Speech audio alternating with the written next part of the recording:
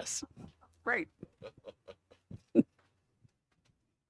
Good evening, everyone. Thank you so much for coming out tonight. And welcome, virtual audience. Thanks for joining us. It's really a thrill to have Dave Barry back with a novel because he's been here. Well, let me go back all the way to the beginning of our relationship. And it was a really seminal moment for me, and it will show you how really kind Dave is. In 1999, he wrote a book called Big Trouble, which was his first novel. And those of you who may recall that our hero lived in a tree in Florida and made his living by voting. He got paid every time he voted, which is perhaps not fiction anymore. But anyway, Dave, we had a little TV show over at the Scottsdale Library. The city had a video channel, and I had a little program where I interviewed authors. So Dave is scheduled to be interviewed by me, and he was on the Today Show. So I got up at 5 in the morning, or possibly 4, and watched Dave Barry on the Today Show, terrifying myself. And Dave arrived, and he sat down to talk to me, and I said to him, I terrified myself by getting up at 4 a.m. to watch you on the Today Show. And Dave smiled at me, and he said, that was them. He said, this is going to be all about me, right? Which was very kind of you, but also true because, when you're on the Today Show or they don't necessarily read your book, do they? No, sometimes you're on shows with people and you're not sure, they haven't read your book. You're not sure they've ever read any book. The thing is, with me, I had like, when you're an author on book tour, you get used to going on TV shows. But I started out, that was your seminal moment. Mine was in 1984. I've been going on book tours for 40 years. 1984, I had never been on TV. I'd never actually been on a book. I'd written a couple of books, but I'd never been on a book tour. And I had written this little book called The Taming of the Screw for Rodale Press, which is a real tiny parody of a do-it-yourself book. And I got a call in my house. I lived in Pennsylvania. Got a call from a woman named Shirley Wood, who I later realized was sort of a legend in the talk show booking industry. She was the main booker, or one of the main bookers for the Johnny Carson show, the Tonight Show. She calls me up in Glen Mills, Pennsylvania, and says who she is, and she's kind of a tough old broad. She's a smoker, and she goes, "So I got your book. Book is funny. Are you funny?" So she starts asking me questions, and I give her, what I thought was a funny answer, and she go, okay, say that. Don't say that. So finally, she decided to book me on the Tonight Show. And I've never been on any television show, and back then, to get on the Tonight Show was comedians spent their whole careers begging, trying to get on. That would be like for a nobody author to get on was amazing. So they fly me out to L.A. All this was new to me, and they picked me up at LAX in a limo. I'd never been in a limo. Take me directly to the studio, and in the studio there are doors for the guests, green room, little dressing room doors with stars on them. And so there was Dick Cavett, the Pointer Sisters, Dave Barry. My name, and I'm sitting in I don't have to dress. I was wearing the clothes on the plane that I was going to wear on the show. And next door, the Pointer Sisters have hair people and dress people, and Dick Cavett has his people. But I'm just sitting there alone. And then in comes Shirley Wood, legendary Shirley Wood, with a tumbler glass, not a wine glass, tumbler glass full of wine, white wine, and she goes, "Drink this." And then she hands me a sheet of paper which she had written all her questions, typed all her questions and my answers. So this is what we did. This is what you do. So then, I drink the wine, and I get out, and standing in front of this, behind the famous Johnny Carson multicolored curtain, and I hear Johnny Carson give this intro. I say, "Here, Dave Barry," and then the curtain opens, and out I walk, and suddenly I'm on the Tonight Show right next to Dick Cavett, and there Ed McMahon is over there, and it just went great. It was fantastic. like he just, the way he asked the questions, it was easy to answer when one went like to another. And when we kind of had a little sidetrack, that was funny too. And he let the audience know when it was funny and everything. It just was the easiest thing, you know, like I went and he kept me over for a second segment, which I heard later. So that was a big deal. Johnny did that. And I do remember that in the commercial break, the camera goes off, and he immediately lights up a cigarette. First thing he does. And remember, this is a do-it-yourself book. And he goes, turns to me, he goes, you know, I used to try to do things yourself. You can't do shit yourself. I thought. And that was my total conversation with Johnny Carson. But then, like, you know, I finished it. And the whole thing just went so great. And you know, I walk out and I'm standing out, and they took me. I'm standing waiting for my limo with Ed McMahon, waiting for his limo. You know, it's taking him to a really nice house. I'm sure mine was just taking me back to LAX and to get a red eye home. But I'm on the plane. I'm like, God, none of these people were on the Tonight Show tonight. Yeah. And you know, I got back. Everybody had seen it and thought it was wonderful. So anyway, that was the experience. My first ever TV experience, and it turned out that was the high point. It was until you came to Scottsdale. Until I got Barbara. No, it was just never going to be that good again. And as you say, like you end up with a lot of people who are not that skilled in interviewing you. And I was at a writers conference in Sun Valley, Idaho, a while ago, with having dinner and with a bunch of authors, and one of them was the late David McCullough. That's just a fantastic historian, great writer, and a great guy. I'm sure you knew I David. did know him. Yeah. And we got to talking about these experiences you have with not great TV interviews. And he told me this story. When he was in 1978, he was promoting The Path Between the Seas, which was his great book about the construction of the Panama Canal. And he's on a show with a guy who really didn't know the book, didn't know, just reading the questions that the producer had prepared for him. And the question he asked David was, how did he feel about the United States turning the Panama Canal over to the Republic of Panama, which was a big issue then? Right. And David said, he said, in a sense, I think that the Panama Canal will always be American in the same sense as Normandy Beach. And there's this pause, and then the guy goes, "Who is Normandy Beach?"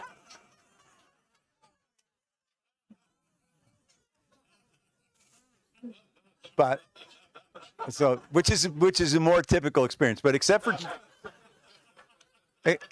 Johnny Carson, Barbara, you are definitely the highlight of all the. Yeah. Well, I'll try to make this one memorable too. So I have a 3-part introduction. So the next seminal we haven't moment, started yet. No, we haven't. The next seminal moment, Yeah. some of you may remember that Dave teamed up with Ridley Pearson, and they wrote some wonderful books for kids. And the first one was called Peter and the Starcatcher. So they came together, and we had the program in an auditorium at, I don't remember the name of it, but there's a beautiful private school over just off Stanford Drive and 40th Street. Yeah, I Okay. remember this. So we'd never done this before, and the school was all excited, and they were going to bring like the whole middle grade. I can't remember if we did two. Did we do 2 talks or 1? Do you remember? I don't remember. I just remember there was a lot of kids. It was, 2004, so a long time ago. So anyway, we had, lots of books and the whole bit, but I hadn't really looked at it as a huge sale occasion, but for some reason I had like lots of books in the car. Maybe we were going somewhere afterward. And when the talk was over, these kids were so excited, and apparently they all rushed out to their moms who were picking them up. But anyway, money literally was flying through the air. There wasn't any way to process the sales in time. So I just said $20 and do you remember that? $20 rained down on us for like 45 minutes. We went straight to Tahiti from that after that. I looked it up. Don't tell the Internal Revenues. Right. We sold 694 books in like an hour. Yeah, I remember that. Right. So I loved that part was great. But then one of the nicest moments, and I do remember this, and this wasn't a funny moment, when Walter Cronkite was the ASU Journalism School is named for Walter Cronkite. And when Dave was honored by the Walter Cronkite Journalism Award, they invited me, based on our history, to come and attend the ceremony. And that was really, Dave, that was a really very moving and exciting thing. Yeah, well, I got to meet Walter. Well, you know, if you grow up, I'm 75, so if you're that age, you grew up, you spent right. most of your life watching Walter Cronkite. So it's such a treat to actually meet the guy, and he was such. And it wasn't fake news either. You knew pretty. You didn't even think about fake news back then, did you? And that's the way it is. He was a very nice guy. He was a lovely guy, but it was a terrific honor for you. So now that we've done all that, let's talk about Swamp Story and tell me what it means to be a Florida man. Yeah, Florida man. I am a Florida. I live in Miami. I moved there in 1986 from the United States, and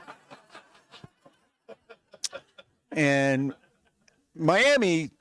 Set Florida aside from it, Miami, the city, has a kind of a rough reputation dating back to the Miami Vice years, and people tend to think that people say Miami is a dangerous, violent place, and that hurts. And we want to track those people down and kill them because it's changed. It's a mellower city now. We have a new attitude, new tourism promotion slogan.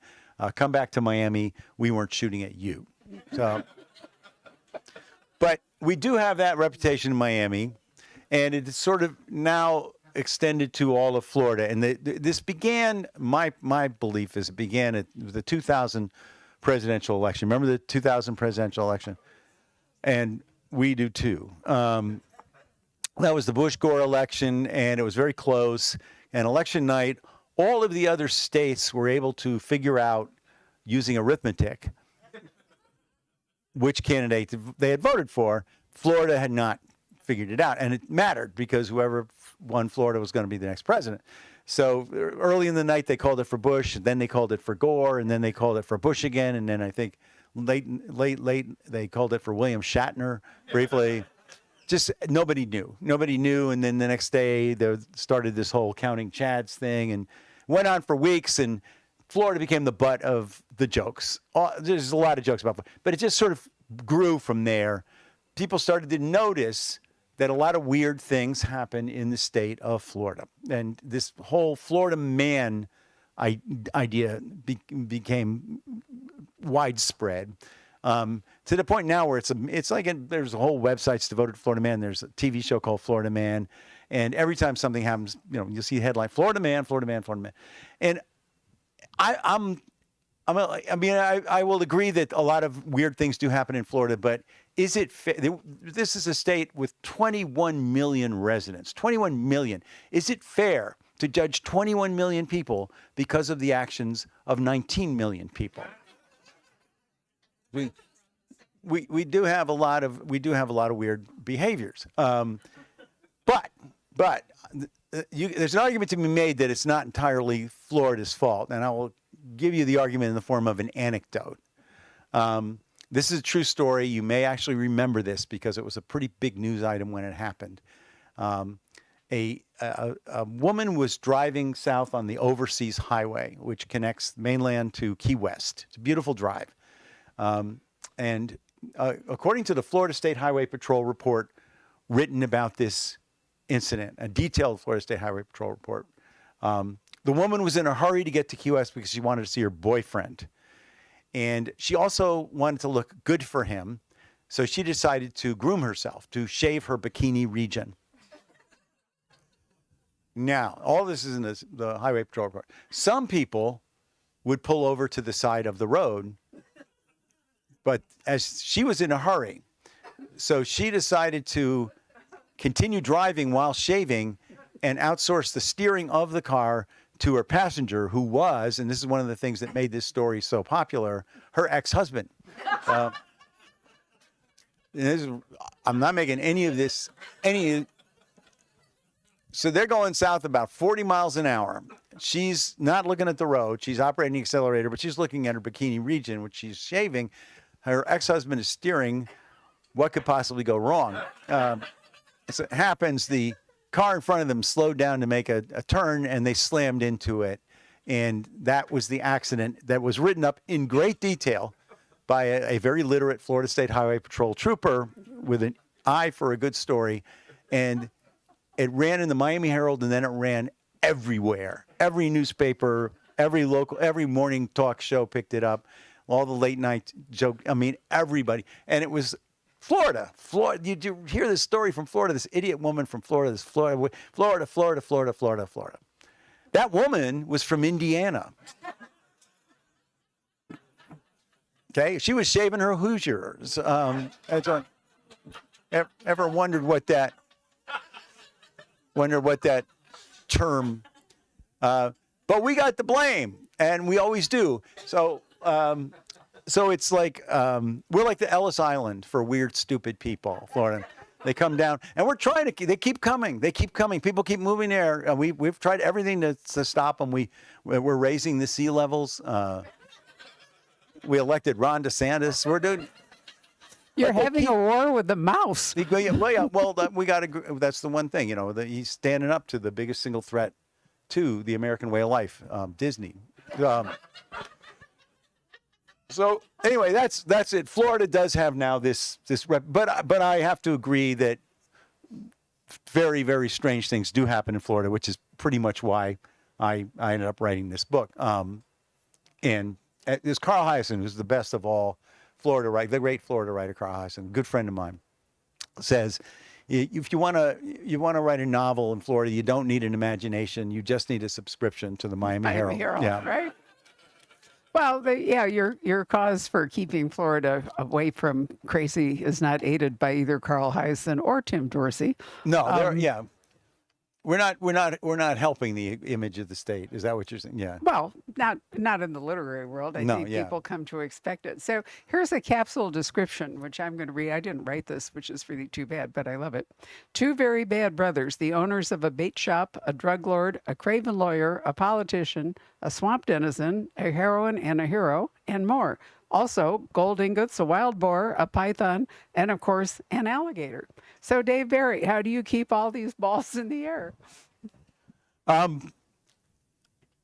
It is kind of a madcap plot. My idol for novel writing is P.G. Wodehouse. I mean, oh well, of course. I'm not, not saying he was a master, but the idea of multiple things all happening at the same time, independent of each other, suddenly converging.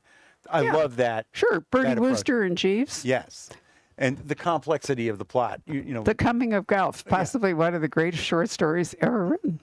So what I look. I mean, there were certain things I knew that I wanted to include in this book that are real Florida things, and that people don't necessarily believe are real. But I kind of knew from the start that the climactic scene was going to involve something called the Python Challenge. Have any of you heard of the Python Challenge? Okay, not everybody has. People, when they read that, they don't necessarily believe it's real, but it is, and it's one of my favorite things Florida as a state has ever done. We have a problem in Florida with Burmese pythons, which are these gigantic snakes. They get to be like 15 feet long sometimes. Constrictors. And they're an invasive species. They're not supposed to be in Florida. They're supposed to be in Burma. That's why we call them Burmese pythons. What happened was people had them as pets, and then these people ran out of crack.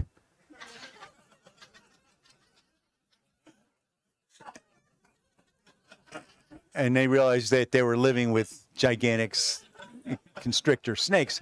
So they let them go. And they love it. They thrive in Florida. They're like New Yorkers. They just think it, and they pay no taxes. The snake, so they multiply like crazy. And the estimates now are that they're in the hundreds of thousands of these snakes out in the Everglades, but kind of sometimes coming into town. And they have no natural enemies, so they eat everything, even in alligators, and it's a problem. And so the state of Florida came up with this idea to take care of them, which is a contest called the Python Challenge, where we just invite certain time of year, every year, people to come. It's been going on for 10 years or more now, just invite anybody who wants to come down and kill our snakes. And it attracts the kind of people,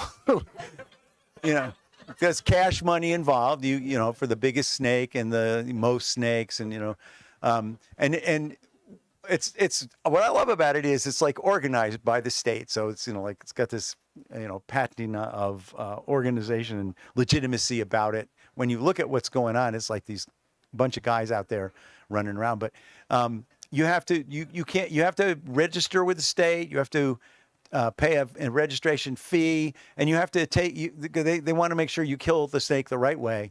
You have to take a brief online course, and ask anybody who's ever, dealt with dangerous animals in the wild how you learn to do that. A brief online course is and the thing is, you're supposed to kill them humanely. The state is very big on this.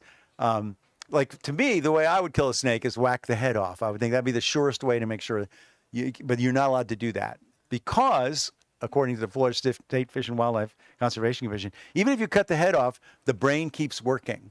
The python is still thinking. Doesn't say what it's thinking. Like, oh shit.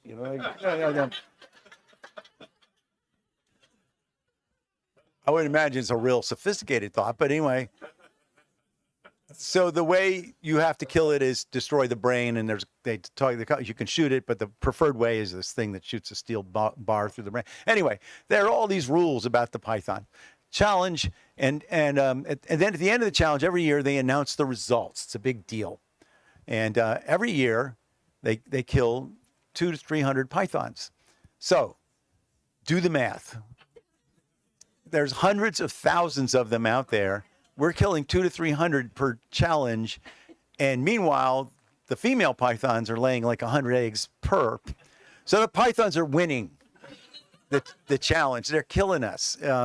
We should have challenged an animal we could beat, like manatees. We could beat them. No, I'm very pro manatee. I live right next to a canal that has manatees in it. I would never hurt them. In fact, I came up with an idea to help the manatees, which nobody ever did anything about, but it was brilliant. The problem we have with the manatees is the boaters in Florida are terrible. They drive the boats the way they drive cars in Florida. My joke is everybody in Florida is driving according to the law of his or her individual country of origin. So, but the boaters go very fast, and they hit the manatees, and every effort to slow the boaters down has failed. So my proposal was, if we can't slow the boaters down, let's speed the manatees up. I thought we could get some, federal money and develop some kind of engine and propeller system to put on the manatees, and get them up so they can challenge the boats. And the first time a boater is killed by a manatee going 80, 90 miles an hour, they might start thinking about their own speed, is what I'm thinking. So anyway, I can't remember what the question was. Well, let's go back and talk about Glades Guy, because it's kind of a natural outgrowth of Florida Man. Okay, yeah, Gladesman, yes.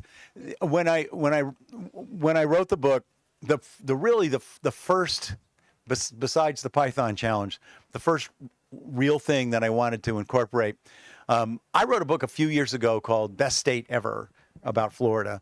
And what I did was I went around mostly to tourist attractions, but not the Disney ones, the corporate ones, but the old school kind of sketchy roadside attraction ones that used to be all over Florida. And they're slowly getting killed off. They were all over everywhere. They all over everywhere. But Florida really did. Visit Rock City. True. Or do you remember the Gillette? The Gillette Razor Company had roadsides. Any of you remember those? There would be like 8 of them in a row, and they would be like a verse. Oh, it's Burma Shave. Thank Gillette. You. Yeah. I mean, Burma Shave. Burma Shave. Yeah. I'd forgotten about Burma Shave. Right. And what's that one in South Dakota? Wall Drug. Yes. Yeah, the famous Wall Drug. Wall Drug, Did it actually exist? Same size as Romania. Exactly. Was it a real place? I always wondered. Absolutely. Oh, you should go to Wall Drug. They give you free water. That's how they get you in there. In Arizona, that might become a thing. Yeah. But anyway, so when I did Best State Ever, one of the places I went to, there's a road connecting Miami and Tampa, the Tamiami Trail, Route 41. It's the old road across the state. Now everybody takes 75, which is a more modern expressway, but Route 41 is still there, Tamiami Trail, and there's some places along the way.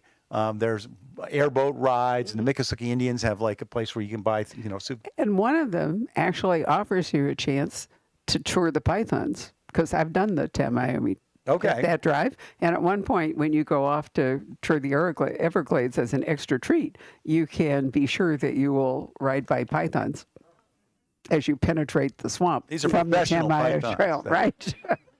And then they have alligator wrestling, which is like, it's pretty funny because wrestling implies that there's some kind of, competition here. And the alligators are not at all interested. They just want to go back. It's like watching somebody wash a big green dog, They're like, the alligators are like, no, pick him. You picked me last time. I don't want to wrestle you. But anyway, one of my favorite tourist attraction in the Everglades is a place called the Skunk Ape Research Headquarters. And the skunk ape is like Bigfoot in the sense that it's probably bullshit, But it's a creature that some people claim to have seen, and people still hunt for supposedly. And there are pictures of it, but they're always a little fuzzy. Even though everybody's got cameras now, good hike, but you still can't get that. Maybe it's just a fuzzy creature. I don't know. Anyway. So there's a guy who runs the Skunk Ape Research Headquarters, which the research consists of selling T-shirts to anybody who will stop. And the guy named Dave Shealy runs it, and he says claims he saw the skunk ape years ago, and he's made a living on this for many years.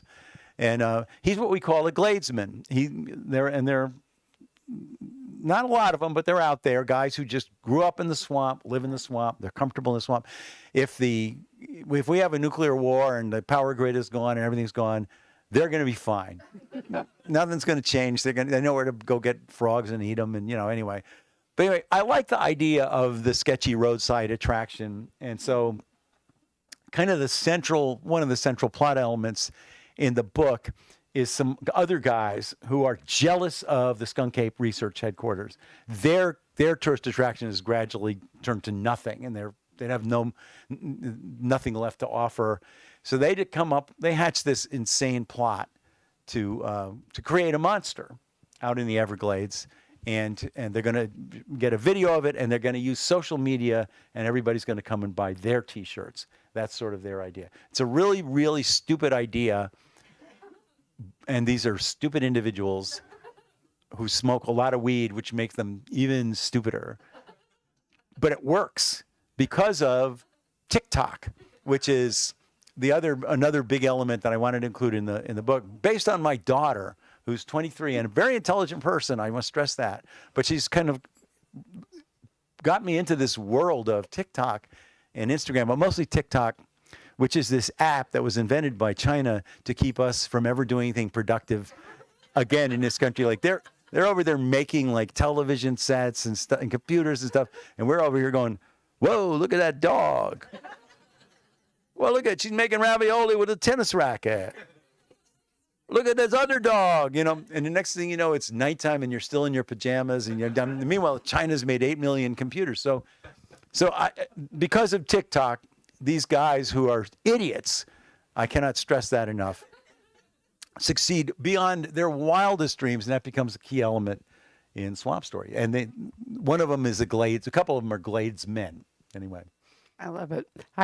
We had a request a couple of weeks ago to be a last-minute bookstore stand-in for an event today in Phoenix. And so I was moved with pity because I understood that, they were desperate. So we agreed to go. And when I got there and delivered the books, there was a woman there from the resort. And I said to her, "What kind of a meeting is this? Who are?" And she said, "This is a group of influencers." And then she looked at me and she said, "Is that a real profession?" Yeah.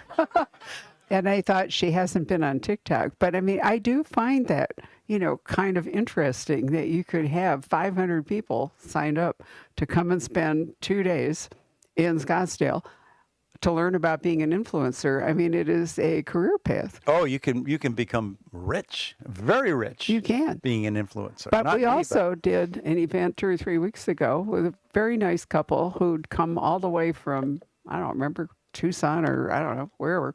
Anyway, they'd driven up and their son lives here and they wanted me to meet him. They were really nice. And it's one does sometimes making conversation with somebody you don't know, you ask them some inane question. I said to him, so what is it you do? And he said, I'm a professional gambler. And that was the first time I thought I was suddenly Mark Twain on a riverboat or something, I'm a Barbara, professional gambler. let me just hit straight. You've been unaware until now that people gamble professionally? Well, yeah, I guess so, because I'm not on TikTok either. Let's not tell her about let's not tell her about the Easter Bunny, okay? Let's not do that. But it turns out that what he really is a sports bettor, because Arizona has legalized sports betting, and that's what he was doing. So now, I live in a world of books, and sometimes I creep out for a modern twinge, but not always. They sell liquor now too. And weed is legal in Arizona. Weed is legal everywhere. I was in Denver. Wasn't it Colorado was the first state? I was in Colorado the day it became legal. And I remember I was doing a book event at Tattercover. And I remember on the TV they had this thing about all the ramifications of legal weed, and one of them was they were training the police to recognize drivers they knew how to recognize drivers impaired by alcohol, and they need to teach them to recognize drivers impaired by marijuana. And I'm thinking, like, that's easy. They're going 2 miles an hour. You don't even need a car to stop them. You just run alongside, pull over. Yeah. Right. So what else would you like to say about Swamp Story?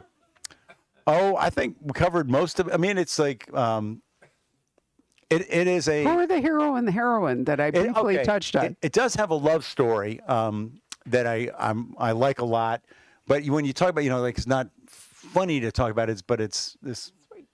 There's a woman. It starts out with the woman who's the protagonist is a woman named Jessie who's living in the Everglades because she got involved with a really, really handsome jerk.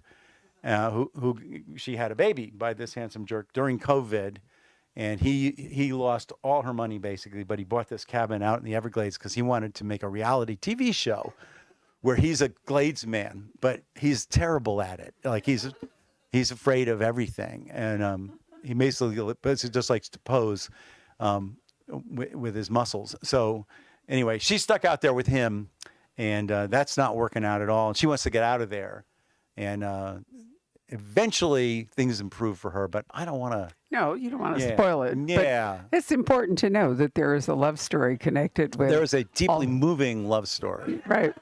In there. So what brought you back to novel writing? I'm thrilled. Oh, thanks. Well, every now and then I write a novel. I mean, I like you talk about Big Trouble. It was the first novel I wrote, and they've all been based in Florida. In fact, that one, this is the Carl Hyacin principle of the one of the key driving parts of the plot was some Russians were selling nuclear weapons out of a bar in Miami, and everybody asked, like, where did you get that idea? And I said, I got it from a story in the Miami Herald about some Russians who were selling nuclear weapons out of a bar in Miami, and the FBI shut them down. But anyway, and then it's like, and then I wrote another one called Tricky Business, another one a while ago, one called Inside. So it's like every few years, I feel like I should write a novel, just because in this case, I just collected, like, I got to do the Python Challenge, I got to do the Skunk Ape, and then just figured out a way to put it all together. But I like to do both. I like to write nonfiction. Although it's funny, nonfiction is a dumb word for what I write because it's all lies. When I write a humor book, it's very rarely anything in there that's accurate. I mean, people come out of reading those things much stupider than they go in. So it's not like informative. Anyway. So columns, I think, I don't really write columns anymore. I write a right? gigantic year in review at the end of every year, which sort of gets my column, like commenting on the news out. And it's a real labor, but people like it. so I keep doing it. The problem is, and it's the same every year.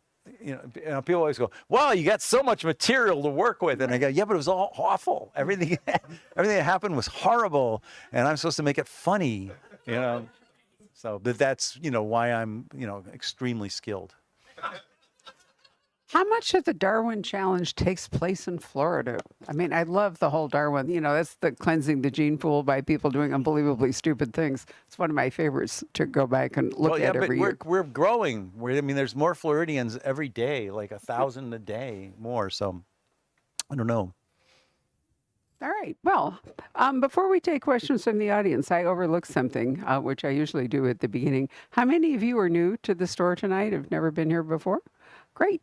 Oh, well, welcome. I didn't introduce myself. I'm Barbara Peterson. I'm the owner of the store. And here we have Dave Barry, who's coached me into being a professional interviewer instead of a Florida man.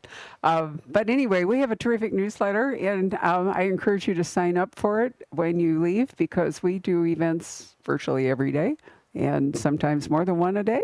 And that way you could keep up with what we're up to, and you wouldn't miss a chance to come and have all this fun that you're having this evening. So how about questions from the audience? Dave, it's over to you. Okay. Yeah. I had this really insightful, intelligent question I was going to ask you, but instead I'm going to say, how come you still look exactly the same as years ago? I don't look the same.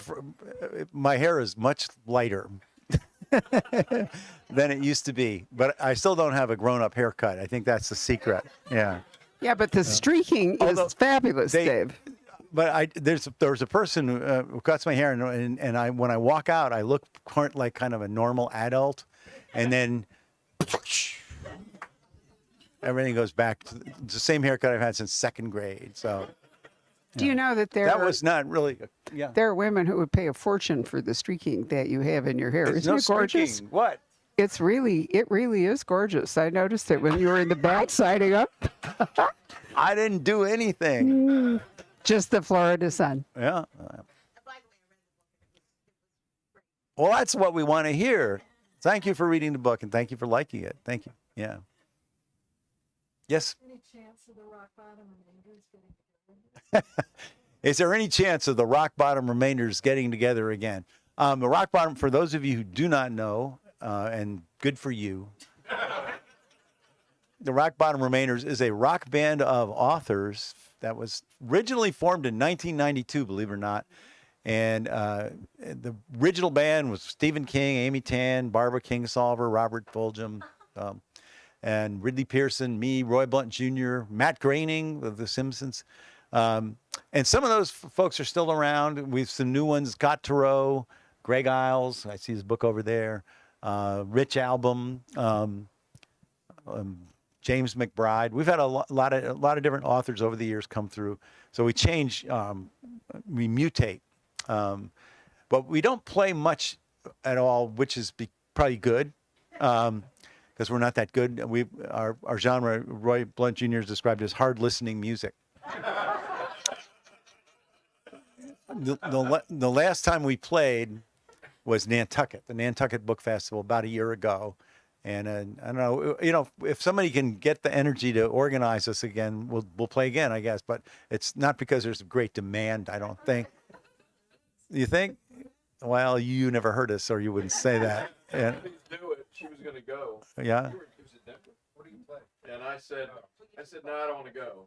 So please get together. Just for you. All right. Yeah. I will tell you, a cautionary tale, though, I learned from playing in the Remainders. There are bands, we understand, that rehearse the songs ahead of time. Then that's the secret. We don't do that. We play a gig, and then we go, we should have rehearsed those songs, but then it's too late, so we go to a bar. And this is where my cautionary tale comes in. We played a gig in New York once. This is about 15 years. No, 2010. We played a gig in New York, and we were at the hotel bar after, and I had too many vodka gimlets, which was all on me. People were buying them, and I was drinking them. And I should have stopped, but I didn't. So anyway, I was impaired, and I was sitting between two of my favorite people in the band, Roy Blunt Jr., who's really, really funny, and Scott Turow, who's this brilliant, interesting guy. And I was trying to follow both of them. They're both having conversations. Roy's just telling funny stories, and Scott was telling this long, complicated story involving his spleen. And I was trying to follow both, and I kept getting it wrong because Scott doesn't have a spleen, but the way he was telling the story, which was present tense, I was thinking he still had his spleen, but then it seemed like he didn't have his. So I kept saying to him, interrupting him and saying, wait a minute, I thought you didn't have your spleen. And he'd go, no, I don't have my spleen. That's the point of the story, you know. And then I would go back, you know, I don't know, listen to Roy. I was like, wait a minute, I thought you didn't have, you know, the way you are when you have too many gimlets. And finally, to stop this, Scott takes a Sharpie and pulls my sleeve up, and on my right forearm writes, no spleen, in big letters, which solved the immediate problem because I could just refer to my arm and I knew right away where we stood spleen-wise. So then, okay, the evening ends, everybody goes to bed, and then we have to get up early the next morning to take a train to Boston. And so I get up and I have no memory of the night before, and I'm walking to the bathroom and I look in the mirror and I see there's something written on my arm, and I look down and my arm says, no spleen. See, you ever hear that story, the urban legend about the salesman? He's in a hotel, an attractive woman sits down next to him and slips a Mickey into his drink, and he wakes up the next morning in his bathtub packed in ice, and there's a note left on his chest that said, we've harvested your kidney. Here's what you need to do. So like just for a moment there, in New York, I'm thinking, oh my God, they harvested my spleen. And I don't even know where to look, you know. So and then my brain starts to reboot. And I realize, you know, they didn't harvest my spleen. Why would anybody harvest your spleen? You don't need a spleen. That was the whole point. There's probably an expression in organ harvesting circles. He's so dumb he'd harvest a spleen, you know. So, but anyway, that's my cautionary tale. Go easy on the gimlets, people. That's what. Anyway, but to answer your question, no, we're not playing again. We might. I mean, we might, but probably not. Yes, sir. Have you come to terms with the low flush toilet? Yeah, well, I think, you know, that they've improved the technology significantly. But I did lead the national revolt against low flow toilet. I mean, young people don't realize we used to have great toilets in this country. We had toilets that could suck down a mature sheep, you know. And then Congress passed this stupid law without the technology being there, and for years we had toilets. You had to flush them 8 or 9 times. We're not saving water, you know. So anyway, I led the campaign against that. But the toilet industry really did step up, I think, or maybe it's China. Maybe it's got to do with TikTok. The toilets seem to be better now. You have not run into the Toto Toilet industry? What? The seat rises, the lid on the seat will rise to greet you as you step I don't towards think it. I want that. I don't want my toilet to in any way recognize me, you know. Well, I became a convert. This is a real true story. I was with my husband and author Lori King, who claimed that she had learned kanji before we went to Japan so that we could hire a car and she could read the GPS, and she lied. So we are lost in Shikoku, which is the island below Honshu and is probably in many ways, the wildest part of Japan. And this is where the Innu people lived. And whenever they were attacked, they had rope bridges, vine bridges, and they would retreat to the highlands and pull up the bridges over the canyons so that they were safe and nobody could protect them. So we're driving along and totally lost. And I see a billboard that, even if I can't read it, makes it clear that the male and female bridges that these people used are there, and it's a park. It's a national park. We can stop there. So what the hell? You know, we don't have anything else to do while we're trying to work out where we are in Shikoku. So we stop. And there's nobody there but a very nice little Japanese lady in a little hut up at the top. And she takes our money and we walk down. I mean, there's nobody there. It is jungle. And there are the two bridges. So Lori stays behind, and my husband and I decide we will test them out. He will do the male bridge. I will do the female bridge, and we will walk to the other side where there's nothing in sight but a little wooden hut. I have never passed up an opportunity to use a little wooden hut, right? So I walk towards it, and when I open the door, the Toto Toilet rises to greet me. And I thought, if they can do that in this place, I am going to own a Toto Toilet. So I came home and, in fact, bought one. And I'm here to tell you there is only one technician in the entire state of Arizona that knows how to repair your Toto Toilet. See, you're not the only person who can tell stories. No. Why would you need a technician for a toilet? I mean, what we call them plumbers where I live. A Toto Toilet does not require a plumber. It requires an electrician. Okay. However, on your second call, what they say to you is, not to me, but to my husband, the famous line, "Did you check the batteries?" Yeah. Which is really what almost any repairman today will say to you first thing, right? I've left you silenced, right? No, I don't. I'm nothing. This is material for a new book, Yeah. right? Somewhere in the swamp. Anyone else have a question? No? We've silenced you? Well, did you want to read? I didn't give you a chance to do that, but if you'd like to, in your inimitable way, read a little bit, I can hold the microphone. No, I can read. I have a passage I've been reading that's fairly short that I'll read. And remember I was talking about how stupid the people are, the guys who hatched the plot. One of the joys of writing a book was writing their dialogue. And they spent an enormous amount of time just smoking weed and coming up with bad ideas. And it just took me back to my college days. So in this scene, the brain trust that has come up with this idea to create this monster, which they call the Everglades Melon monster. They've made one video that was a huge hit, and it features a guy named Phil. And the Phil character in the book is really me. He's an alcoholic ex-newspaper man. And well, I use Phil to sort of say what I would say. He's an older guy, and he's slightly more intelligent than the morons he's dealing with. But he's desperate for money, and so that's how he ends up playing the part of the Everglades Melon monster. He's a large guy, and they get him to put on a Dora the Explorer costume head, and then they film him in extremely low light, staggering around the Everglades, and that is the Everglades Melon monster. So it's a huge hit on TikTok, and now they are planning to make a second video. They're having a discussion about how to do that. They're sitting out in the woods and they're passing joints around, and they have this discussion. And the original idea for this particular scene came from, I was driving around the Everglades, sort of scouting the book places, because you think of the Everglades as just this big, vast expanse of muck, but there are roads and communities back there, and there's stuff back there. There's a lot of stuff back there.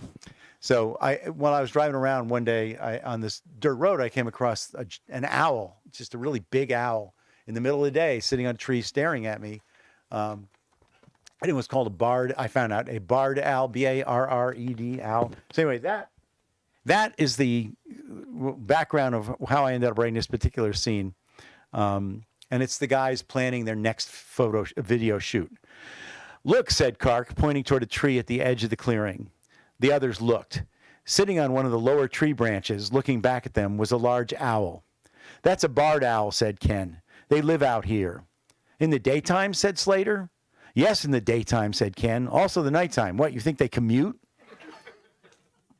"No," said Slater. "I mean, owls come out at night." "Maybe you should tell that one," said Ken.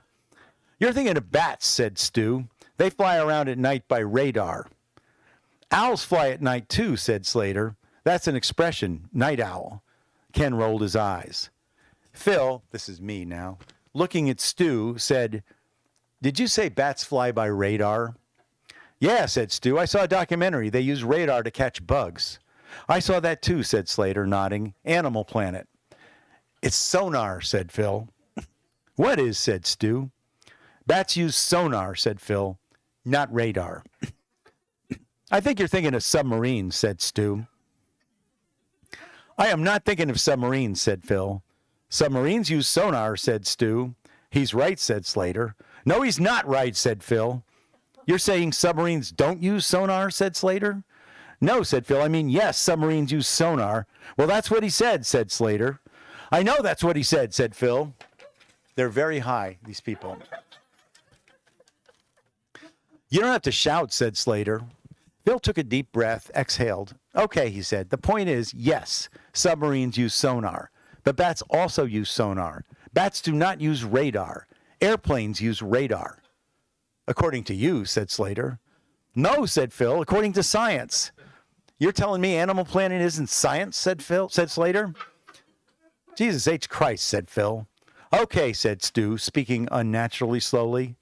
Hear me out, Phil. Airplanes fly, right? Yes, said Phil. And bats also fly, right? Right, said Phil, but submarines do not fly, right? Right, but what? I rest my case, said Stu. He has you there, said Slater. He doesn't have shit, said Phil.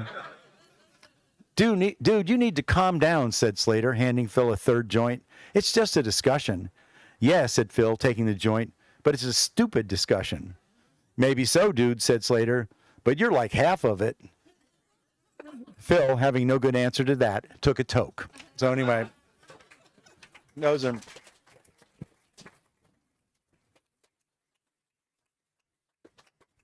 the characters who make up much of the plot. And it's the same. Right, and lure you right into the story, right? So thank you all very much. Let's give our columnist, novelist, and humorist a huge round of applause. Thank you.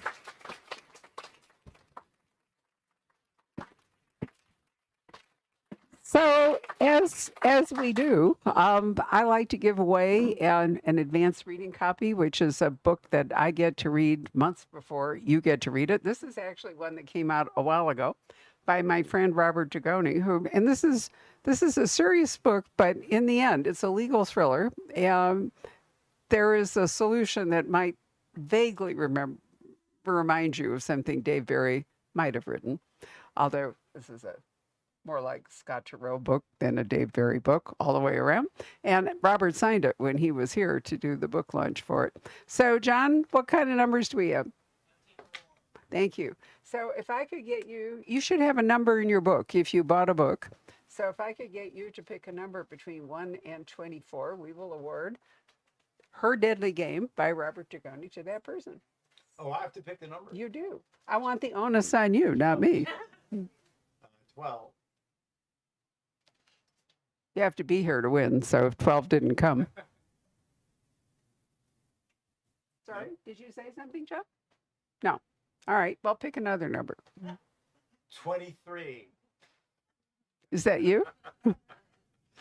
It is you? Just lie. No. We have actual visual. So I will give you this, sir, when we do the signing line. So what I'd like you to do is if you'll fold up your chairs and lean them over on that side because they slide right off this wall. And then if you can line up by number. Dave, are you okay to sign here? Because Dave is at photo height here, and you are welcome to